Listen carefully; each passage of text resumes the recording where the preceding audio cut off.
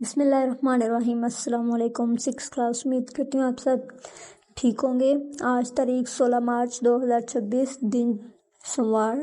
آج کا جو ہمارا لیسن ہے وہ ہے حروف عطف۔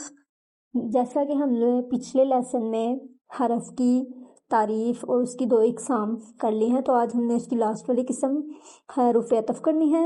حروف عطف کی اگر تعریف دیکھیں تو اس کی تعریف ہے ایسے حروف جو 2 کلموں یا جملوں کو ملاتے ہوں۔ اس کی تعریف دیکھیں تو اس کی تعریف ہے ایسے حروف جو 2 کلموں یا جملوں کو ملاتے ہوں، انہیں حروف عطف کہتے ہیں۔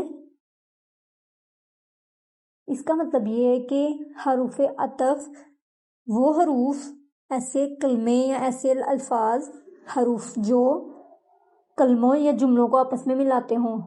وہ جملے 2 اسم بھی ہو سکتے ہیں، 2 فعل بھی ہو سکتے ہیں۔ کچھ ہم ان کی مثالیں دیکھیں تو ان کی مثال ہے پرویز کا امریکہ جانا خواب و خیال بن چکا ہے۔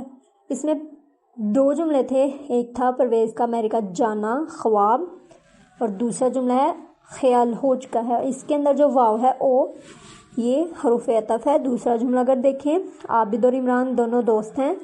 عابد اور جو عمران ہے یہ دونوں اسم ہیں۔ اسم کسی بھی شخص، جگہ، چیز کے نام کو کہتے ہیں۔ تو یہ بھی اور جو ہے وہ 2 جملوں کو جوڑ رہا ہے، عابد اور عمران دونوں اسموں کو، 2 کلموں کو اس نے جوڑا ہے۔ تیسری اس کی مثال ہے آپ وضو کر لیں پھر میں بھی وضو کر لوں گا۔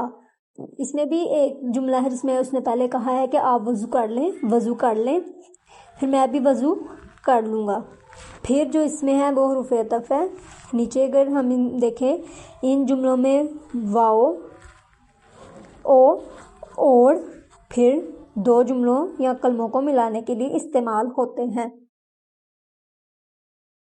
آج کے لیسن میں حروف عطف کی تعریف اور اس کی مثالیں دیکھی ہیں۔